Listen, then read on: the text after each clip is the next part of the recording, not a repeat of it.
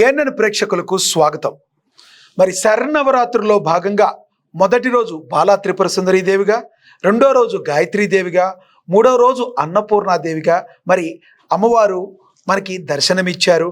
మనం ఏ రకంగా అమ్మవారిని పూజించాలి, ఏ రకంగా అలంకరణ చేయాలి, అమ్మవారి విశిష్టత వైభవాల గురించి తెలుసుకున్నాం కదా. మరి ఈరోజు ఏ అలంకరణలో అమ్మవారు మనకి దర్శనమిస్తారు, ఏ రకంగా అలంకరణలో ఆవిడికి నైవేద్యాన్ని సమర్పించాలి, అమ్మవారి యొక్క విశిష్టత వైభవం గురించి తెలియపరచడానికి మనతో ఉన్నారు శ్రీ శ్రీ శ్రీ రవిచంద్ర శర్మ గురూజీ గారు మనతో అందుబాటులో ఉన్నారు. మరి ఆయనతో మాట్లాడి తెలుసుకుందామా? నమస్కారం గురూజీ. శ్రీమాత్రే నమః. శ్రీమాత్రే నమః. సదానంద సమారంభాం మదనానందదీపితం శ్రీకృష్ణమాధవోపేతం గురుమండలమాశ్రయే శంకారూపేణ మచ్చిత్తం పంకీకృతమభూద్యయా కింకరీయస్య సామాయా శంకరాచార్యమాశ్రయే. శ్రీమహాగణాధిపతయే నమః. శ్రీమహాసరస్వత్యై నమః. శ్రీగురుభ్యో నమః. గురూజీ, ఈరోజు 4వ రోజు అమ్మవారు ఏ అలంకారంలో దర్శనమిస్తారు, అలంకారము ఏ రకంగా ఉంటుందో చెప్తారా? శ్రీమాత్రే నమః. మొదటగా ప్రేక్షకులందరికీ కూడా దేవీ శరన్నవరాత్రి మహోత్సవ శుభాకాంక్షలు మరియు అమ్మవారి యొక్క సంపూర్ణమైనటువంటి శుభ ఆశీస్సులు. ఈ దేవీ శరన్నవరాత్రి మహోత్సవాల్లో భాగంగా 4వ రోజున అమ్మవారిని కాత్యాయనీదేవిగా అలంకారం చేస్తారు. కాత్యాయని అంటే దుర్గా అనేటువంటి మరొక పేరు ఉన్నది. ఈ యొక్క కాత్యాయనీదేవి అవతారాన్ని, శక్తి స్వరూపాన్ని ఎవరైతే భక్తి శ్రద్ధలతో పూజిస్తారో వారికి అపజయం అంటూ ఏమీ ఉండదు. ప్రతి పనిలో కూడా విజయాన్ని సాధిస్తారు. అదేవిధంగా కొందరికి ప్రతి చిన్న విషయంలో భయపడుతూ ఉంటారు. ఆ భయాన్ని తొలగింపజేసేటువంటి రూపమే ఈ యొక్క కాత్యాయని రూపం. అంటే గురుగారు, అమ్మవారిని అలంకరణ చేసేప్పుడు ఏ రంగు చీరతో అమ్మవారిని అలంకరించవచ్చు? అమ్మవారిని లేత గులాబీ రంగు చీర కట్టి, అదేవిధంగా ఇష్టమైనటువంటి గులాబీ పూలతో, అంటే హైబ్రిడ్ పూలు కాకుండా మామూలుగా న్యాచురల్గా ఉన్నటువంటి గులాబీ పువ్వులతో అమ్మవారిని అర్చించడం ద్వారా మనకు ఉన్నటువంటి మానసిక రుగ్మతలు ఏవైతే ఉన్నాయో అవన్నీ కూడా తొలగిపోయి, ఎవరైతే స్టేజ్ ఫియర్ అంటారు చూడండి, అంటే ఆత్మ న్యూనతా భావము అని చెప్పేసి అంటారు కదా, వారికి అమ్మవారి యొక్క అనుగ్రహం చేత ధైర్యం లభిస్తుంది. ప్రతి పనిలో కూడా విజయం సాధించేటువంటి అవకాశం ఎక్కువగా ఉంటుంది. ఈ కాత్యాయని అమ్మవారు అసలు అవతారం ఏ విధంగా ఏర్పడింది గురుగారు? దానికి కాత్యాయని అవతారం వెనుక చాలా మంచి కథ ఒకటి ఉన్నది. దాని ఇప్పుడు అందరికీ చెప్పే ప్రయత్నం చేస్తాను. తెలియజేయండి గురుగారు. పూర్వము ఒక రోజున శివపార్వతులు ఇద్దరు కూడా ముచ్చటిస్తున్నారట. అదంతా కూడా కృతయుగంలో. ఆ ముచ్చటిస్తున్న క్రమంలో కృతయుగం అయిపోయింది. యుగం మొత్తం అయిపోయింది. త్రేతాయుగం వచ్చింది. ఆ త్రేతాయుగం వచ్చేసరికి కూడా వీళ్ళు ముచ్చటిస్తూ ఉన్నారట. వీళ్ళు మాట్లాడుతున్న సమయంలో ఈశ్వరుడు సడన్ గా మాయమైపోయాడు. కొద్దిసేపటి తర్వాత మళ్ళీ వచ్చాడు అనమాట. ఏమైంది స్వామి, నేను మాట్లాడిన దాంట్లో ఏమైనా తప్పు మాట్లాడినానా? మరి మీరు ఒక్కసారిగా కనిపించకుండా పోయారు, ఎక్కడికి పోయారు, ఏమైంది, నా వల్ల ఏమైనా తప్పు జరిగిందా అని చెప్పేసి బాధతో అడుగుతాడట. సతీదేవిని చూసి అంటాడు. అప్పుడు ఆ యుగంలో సతీదేవిని చూసి అంటాడు, సతీ, నా తండ్రి గారైనటువంటి మహావిష్ణువు, అంటే శివుడికి తండ్రి మహావిష్ణువు, మహావిష్ణువుకు తండ్రి ఈశ్వరుడు, చాలా ఇద్దరు కూడా సేమ్. అంటే ఇద్దరి మధ్యలో ఆంతర్యాలు ఏమి లేవు. మన మానవులు మాత్రమే శైవులు వైష్ణవులు అని గొడవపడతాం కానీ శివకేశవులకు భేదం లేదు. అందుకోసమే ఒక శాస్త్రంలో వచనం కూడా ఉంది, శివాయ విష్ణు రూపాయ శివరూపాయ విష్ణవే, శివస్య హృదయగుం విష్ణోః విష్ణోశ్చ హృదయగుం శివ. శివుడు విష్ణుమూర్తిని పూజిస్తాడు, విష్ణుమూర్తి శివుని పూజిస్తాడు. శివుడి హృదయంలో విష్ణువు ఉంటాడు, విష్ణు హృదయంలో శివుడు ఉంటాడు. మధ్యలో మన మానవులు మాత్రం కొట్లాడుకుంటాం. అయితే అలా శివుడు అంటాడు కదా, నా తండ్రి గారైనటువంటి మహావిష్ణువులు ఈ త్రేతాయుగంలో మానవ అవతారంలో శ్రీరాముని రూపంలో అక్కడ ఉండి పితృవాక్య పరిపాలనై తన భార్య అయినటువంటి సీతాదేవి, అదేవిధంగా తమ్ముడైనటువంటి లక్ష్మణుడితో సహా వనవాసం చేస్తూ ఉన్నారు. ఆ వనవాసం చేస్తున్న క్రమంలో నా భక్తుడైనటువంటి రావణాసురుడు ఆ సీతాదేవిని అపహరించి వెళ్ళిపోయినాడు. అది తెలుసుకున్నటువంటి శ్రీరాముడు, అయ్యో నా సీత ఎవరో తీసుకువెళ్ళారు, నా సీత కనిపించట్లేదు అని చెప్పేసి బాధతో అనేకమైనటువంటి ప్రదేశాలు తిరుగుతూ ఉన్నాడు. అందుకోసమని నన్ను కూడా అడిగినాడు. నేను చెప్పే లోపల నన్ను పట్టించుకోకుండా వెళ్ళిపోయినాడు. అంటే కనిపించినటువంటి ప్రతి పుట్ట, ప్రతి చెట్టు, ప్రతి విగ్రహానికి కూడా ఆ శ్రీరాముడు అడిగి, అయ్యా మీరు నా సీత జాడ చూసినారా, నా సీత జాడ చూసినాడా అని చెప్పేసి అడుగుతున్న క్రమంలో ఒక దగ్గర ఒక లింగం కనిపించిందట. పరమశివ, నా సీత జాడ నీవేమైనా ఎరిగితివా, నా సీత జాడ నీవేమైనా చూసినావా అని చెప్పేసి అడిగి ఆ పరమశివుడు వచ్చి చెప్పే లోపల ఆయన ముందరికి వెళ్ళిపోయాడు అనమాట. అది చూసి నవ్వుకొని అక్కడ వెళ్ళి నవ్వుతున్నాడు అనమాట. ఆహా, ఇదా మీరు నవ్వేటువంటి కారణము. కానీ మీరు చెప్పేటువంటి మాటలు నమ్మశక్యం లేకుండా ఉన్నాయి.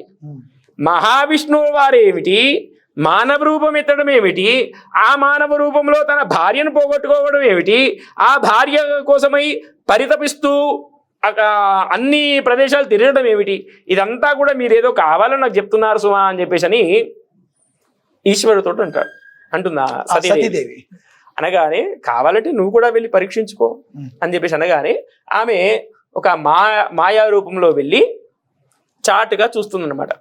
ఆ రాముడు పడేటువంటి ఆక్రందన, ఆ రాముడు పడేటువంటి బాధను చూసి చెలించిపోయి వెంటనే నేను సీతగా మారిపోవాలి అని చెప్పేసి అనుకోగానే ఆమె జగన్మాత సీతగా మారిపోయింది. సీతగా మారిపోయి శ్రీరాముని ముందు ప్రత్యక్షమవుతుందట. అనగానే అప్పుడు శ్రీరాముడు అంటాడు కదా, జగన్మాత మీరు నన్ను మోసం చేయడం భావ్యమేనా? నాకు నా భార్య తప్ప మిగతా వారందరూ కూడా తన సొంత రూపాలలోనే కనబడతారు. ఆయన శ్రీమన్నారాయణ, ఆయన మీరు నాకు తల్లితో సమానము, అలాంటిది మీరే నన్ను మోసం చేయడం భావ్యమా అని చెప్పేసి చెప్పి ముందరికి వెళ్ళిపోయాను. ఆ జగన్మాతేమో ఆయన బాధను చూసి తట్టుకోలేక తల్లి హృదయం కదా, ఇందాకేం చెప్పాను, విష్ణుమూర్తి యొక్క తండ్రి ఈశ్వరుడు అంటే సతీదేవి ఏమవుతుంది, తల్లి అవుతుంది. తల్లి కడుపు కదా అని కొద్దిగా ఊరడిద్దామని చెప్పేసి ఆవేశం తీసుకుంది. వెంటనే మళ్ళీ ఆమె కైలాసానికి వచ్చేస్తుంది. కానీ కైలాసం వచ్చిన తర్వాత ఇదంతా కూడా శివుడు గమనిస్తున్నాడు. ఎందుకంటే ఆయన సర్వాంతర్యామి, ఆయన ప్రతి ఒక్కటి తెలుసు. ఏమైంది సతీదేవి వెళ్ళొస్తావా అనగానే నేను సీతగా మారినా అనేటువంటి విషయం కప్పిపుచ్చడానికి ఒక అబద్ధం ఆడుతుందట. అబద్ధం ఆడినప్పటి నుండి ఆ సతీదేవికి ఎట్లాంటి కోపం వస్తుంది బాగా. సతీదేవికి ఎందుకంటే ఒక అబద్ధం ఆడింది, ఇతరాని రూపం ఒకటి ఎత్తింది. ఎందుకంటే సతీదేవి ఈశ్వరుని యొక్క భార్య, అది రాముని యొక్క భార్యగా అవతారం అంటే మాయాగా మార్పు చెందింది అని అంటే తల్లి హృదయంతో చెందింది అని అంటే అప్పటి నుండి ఈశ్వరుడు కూడా ఆమెను తల్లిగా భావించాడు. ఎందుకంటే తండ్రిగా నారాయణుని భావించినప్పుడు ఆ సీతారూపంలో ఉన్నటువంటి సతీదేవిని కూడా తల్లిగా భావిస్తున్నాడట. అది సతీదేవి నచ్చలేదు. అలా అబద్ధం ఆడినందుకు గాను ఆ సతీదేవి తన శరీరాన్ని వదిలించుకోవాలి అని చెప్పేసి అనుకుని తన మాయ చేత దక్షుడికి ఒక యజ్ఞం చేయాలి అనేటువంటి సంకల్పం కల్పించి అందులో ఈశ్వరునికి హవిస్సును ఇవ్వకుండా, అంటే ఏ హోమం చేసినా కూడా ఖచ్చితంగా ఈశ్వరుడికి మనము హవిస్సు అంటే మనం సమర్పించేటువంటి నెయ్యి కానీ ద్రవ్యం కానీ సమర్పించాలి. కానీ ఆ సతీదేవి మాయ చేత దక్షుడికి అహంకారం వచ్చి ఈశ్వరుని మీద ఆగ్రహం కల్పించి ఈశ్వరునికి ఎటువంటి హవిస్సు సమర్పించకుండా ఆ యజ్ఞాన్ని చేస్తాడట. ఆ యజ్ఞ విషయం తెలుసుకున్నటువంటి సతీదేవి నేను కూడా వెళ్ళొస్తానండి, నాకు అనుమతి ఇవ్వండి అని చెప్పేసి ఈశ్వరుని ప్రార్థిస్తే, పిలువని పేరంటానికి వెళ్ళకూడదమ్మా, నువ్వు అక్కడికి వెళ్ళడానికి వీల్లేదు అని చెప్పేసి అంటాడు. అయినా కూడా ఆ సతీదేవి అంటుంది, నా తండ్రి గారే కదండి, నా తండ్రి గారు పిలవకున్నా పర్లేదు, నేను వెళ్ళొచ్చు, నేను వెళ్తాను అని చెప్పేసి మొండిగా వాదిస్తుందట. వాదించి సరే నీ ఇష్టము అని చెప్పి నందీశ్వరుడు భృంగీశ్వరుడు ఇద్దరు సహాయంతో ఆమె దక్షవాటికకు వెళ్తుంది. ఆ దక్షవాటికకు వెళ్ళిన తర్వాత హోమం అంతా అవడం చూసి ఆ యొక్క ఈశ్వరునికి హవిస్సు సమర్పించకపోవడం వలన సతీదేవి కోపోద్రిక్తురాలై, ఇదంతా ఎందుకు అంటే తన శరీరం ఏదైతే ఉన్నదో అది అబద్ధం ఆడింది, ఎత్తరాని రూపం ఎత్తింది, కాబట్టి ఈ శరీరాన్ని వదిలేయాలి అని చెప్పేసి అక్కడ జరిగినటువంటి అవమానానికి ప్రతీకగా ఆ సతీదేవి అగ్నిలో ఆహుతైపోయింది. ఈ విషయం తెలుసుకున్నటువంటి ఈశ్వరుడు తన జటాజూటము నుండి ఒక జీవిని సృష్టిస్తాడు. ఆ జీవి పేరు వీరభద్రుడు. అత్యంత కోపోద్రిక్తుడై ఆ దక్షవాటికను మొత్తం కూడా శ్మశాన వాటికగా మార్చినాడు.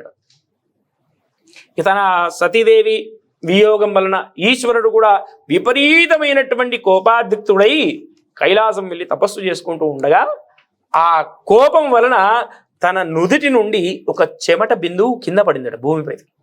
అతడు ఒక శిశువు రూపంలో మారినాడట. ఆ శిశువు యొక్క రోదన ఏ విధంగా ఉంది అంటే ముల్లోకాలు కూడా కంపిస్తున్నాయట. అంత భయంకరంగా రోధిస్తున్నాడు. ఆయన మీద పడినటువంటి కిరణాల వల్ల మొత్తం ఎరుపు వర్ణంగా మారిపోయిందట. భూదేవి చూసి స్త్రీ రూపాన్ని ధరించి తన స్తన్యం ద్వారా ఆ బాలునికి సేద తీర్చిందట. అంటే పాలు ఇవ్వడం ద్వారా ఈశ్వరుడు సంతోషించి భూదేవికి చెప్తాడు కదా, ఈ శిశువు ఇప్పటి నుండి నీ కుమారుడుగా కీర్తింపబడతాడు, నవగ్రహాలలో ఒక గ్రహంగా పేరు పొందుతాడు, ఈయన పేరు కుజుడు అంటే భూమి పుత్రుడు. అదేవిధంగా ఈయన ముఖము ఎరుపు వర్ణంలో ఉండడం వల్ల ఈయనకి అంగారకుడు అని కూడా చెప్తారన్నమాట. ఇప్పటి నుండి ఈ యొక్క కుజుడు అనేటువంటి నామం మీద నవగ్రహాల్లో ఒకడై అత్యంత కీర్తి ప్రతిష్టలు పొందుతాడు అని చెప్పేసి భూదేవికి వరమిస్తాడు. ఆ వర ప్రభావము చేత అతను నవగ్రహాల్లో ఒకటిగా స్థిరపడి, మనము ఈ మధ్యన మనం కొన్ని జాతకాలు చూపిస్తే కుజదోషం కుజదోషం కుజదోషం అని చెప్పేసి అంటారు కదా. ఎవరైతే కుజదోషం వల్ల బాధపడుతూ వివాహనం గాని సంతానం కాని వారే ఎవరైతే ఉన్నారో వారందరూ కూడా మంగళవారం రోజున ఎవరైతే ఈ యొక్క వ్రత కథను విన్నా కూడా, ఎవరైతే వ్రత కథను చెప్పినా కూడా వారికి కుజదోషం వల్ల కలిగేటువంటి ఫలితాలు ఏవైతే ఉన్నాయో, అంటే వివాహం ఆలస్యం కావడం, సంతానం ఆలస్యం కావడం, రుణాలు ఎక్కువగా కావడం, అవన్నిటి నుండి కూడా విముక్తి అవుతారు. ఇది కుజుని యొక్క వృత్తాంతం. ఆ తర్వాత ఆ సతీదేవి పార్వతి జగన్మాత ఒక జన్మలో కతి అనేటువంటి ఋషుడు, ఆ మునికి ఒక వరం ఉందన్నమాట, జగన్మాతనే తన కూతురుగా జన్మించాలి అని. తర్వాత ఎటువంటి కోరిక లేని వాడి కడుపులో నేను పుట్టాలి అనేటువంటి సంకల్పం దేహత్యాగం కంటే ముందే తీసుకుంది సతీదేవి. ఆ సంకల్పం వలన హిమవంతుడు అంటే ఎవరు? పర్వతరాజు. పర్వతాలకు ఏం కోరికలు ఉంటాయండి? ఎప్పుడు కూడా చల్లగా ఉంటారు, ఏం కోరికలు కూడా ఉండవు. కాబట్టి ఆ హిమవంతుడు ఎవరు అంటే పూర్వజన్మలో కతి అనేటువంటి మహాముని. ఆ హిమవంతునికి మళ్ళీ జన్మ వస్తుందన్నమాట. పార్వతి అనేటువంటి పేరుతో నామకరణం చేసి ఆ పార్వతిగా హిమవంతుని యొక్క ఇంట్లో జన్మిస్తుంది. ఆయన హిమవంతుడు పూర్వజన్మలో కతి అనేటువంటి ఋషి కాబట్టి ఆయన పేరు మీద కాత్యాయని అనేటువంటి పేరు వచ్చింది. ఆ కాత్యాయని శివుని కోసము చాలా విపరీతమైనటువంటి తపస్సు చేస్తుంది. శివుడు తన సతీదేవి లేదు అనేటువంటి విషయం చూసుకొని ఆయన మొత్తం తపస్సులోనే ఉండినాడు. లోకమంతా కూడా ఇబ్బంది అవుతున్నది. అందులకు దేవతలందరూ కూడా ఈ యొక్క మన్మధుడికి ప్రార్థిస్తే మన్మధుడు వెళ్ళి బాణాన్ని సంధిస్తాడు. ఆ బాణాన్ని సంధించిన సమయంలో ఈ యొక్క పార్వతీదేవి కనిపిస్తుంది. పార్వతీదేవిని చూసి ఆ పార్వతీదేవిని వివాహం చేసుకుంటాడు. ఆ తర్వాత నుండి కూడా ఈ యొక్క లోకమంతా కూడా సుభిక్షంగా తయారవుతుంది. కాబట్టి దీన్ని ఏమంటారంటే కాత్యాయని వ్రతము అని అంటారు. ఇది కాత్యాయని వ్రతము వివాహం కాని స్త్రీలు ఎవరైతే ఉన్నారో తనకు ఇష్టవర ప్రాప్తి కొరకు ఈ యొక్క వ్రతాన్ని ఎవరైనా చేసినా కూడా అమ్మవారి యొక్క అనుగ్రహం చేత మంచి సంబంధంతోటి మంచి అబ్బాయితోటి వివాహం జరుగుతుంది. ఈ విధముగా మనకు కాత్యాయని దేవి యొక్క అవతారం వచ్చింది. ఈ కాత్యాయని దేవి అవతారం కూడా ఏమిటి అంటే భయంకరమైనటువంటి రాక్షసులను మట్టు పెట్టడానికి వచ్చింది. కాబట్టి ఈ కథను చెప్పిన వాళ్ళు, విన్నవాళ్ళు, చూసిన వాళ్ళు వాళ్ళందరికీ కూడా కుజ పరిహారం అవ్వడమే కాకుండా అమ్మవారి యొక్క అనుగ్రహం చేత ఎటువంటి భీతి లేకుండా వారికి సమస్తమైనటువంటి జయాలు కలుగుతాయి. అమ్మవారికి ప్రసాదాన్ని దేనిగా నైవేద్యం పెట్టారు? అమ్మవారికి పానకము, వడపప్పు, అదేవిధంగా పులిహోర, ఈ మూడు కలిసినటువంటి నైవేద్యాలు అమ్మవారికి సమర్పించడం ద్వారా మన అభీష్టాలు నెరవేరుతాయి. అమ్మవారి యొక్క వైభవాన్ని, విశిష్టతని, కాత్యాయనిదేవి అసలు ఎలా పుట్టింది అనే దాన్ని ఎంతో చక్కగా వివరించారు గురువుగారు. ధన్యవాదాలండి. అయితే చివరిగా చాలా మందికి అనేక మైండ్లో పరిపరి విధములుగా సంకోచం ఉంటుంది.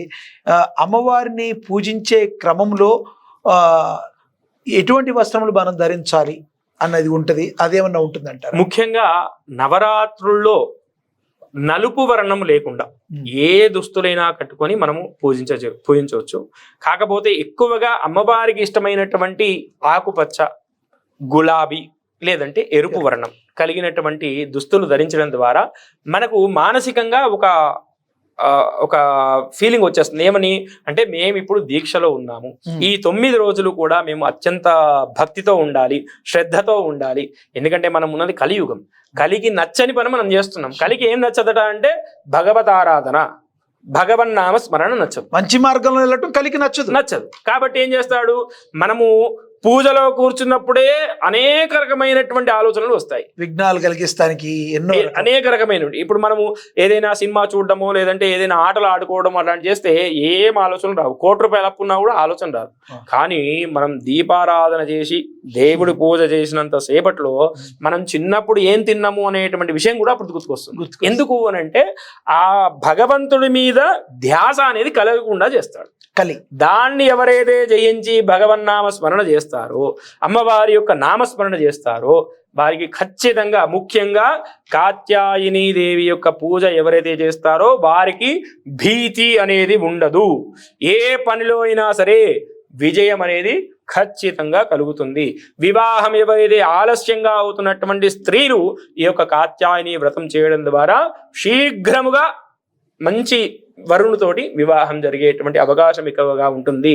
అదేవిధంగా ఈ యొక్క వ్రత కథను ఎవరైతే ప్రతి మంగళవారం ఒక్కసారి విన్నట్లయితే వారికి అంగారకుడు అంటే కుజుని వల్ల కలిగేటువంటి దోషాలు కూడా నివృత్తి అవుతాయి.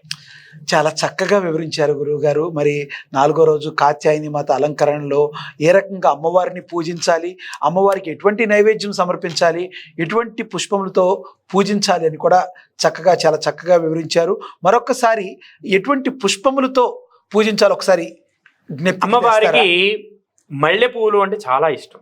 మంచి వాసన కలిగినటువంటి మల్లె పువ్వులతోటి కాత్యాయని అమ్మవారి సంబంధించినటువంటి అష్టోత్తరం చదువుతూ, లేదంటే మాకు అవన్నీ మంత్రాలేం తెలియండి అంటే ఓం కాత్యాయని దేవ్యై నమః, ఓం శ్రీం కాత్యాయన్యై నమః, ఓం హ్రీం శ్రీం కాత్యాయన్యై నమః అంటూ జపిస్తూ 108 పువ్వులు అక్కడ అమ్మవారి పాదాల మీద పెట్టిన ద్వారా కూడా మనకు జయం అనేది లభిస్తుంది.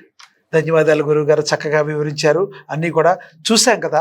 ఈరోజు 4వ రోజు సందర్భంగా శరన్నవరాత్రుల్లో భాగంగా కాత్యాయని దేవిని ఏ రకంగా పూజించాలి, అమ్మవారికి ఎటువంటి ప్రసాదాన్ని నైవేద్యంగా సమర్పించాలి, తద్వారా భక్తులందరూ కూడా ఎంత భక్తి పారవశ్యంతో అమ్మవారిని కొలుచుకోవచ్చో మరి శ్రీ రవిచంద్ర శర్మ గారితో మనం ఇప్పుడు దాకా ఆయన ఏం చెప్పారో విన్నాం. మరి రేపు ఏ అలంకారతో మరి అమ్మవారు దర్శనమిస్తారో మరి మనం రేపు తెలుసుకుందాం. అంతవరకు శుభం. శ్రీమాత్రే నమః. సర్వే జనాః సుఖినో భవంతు.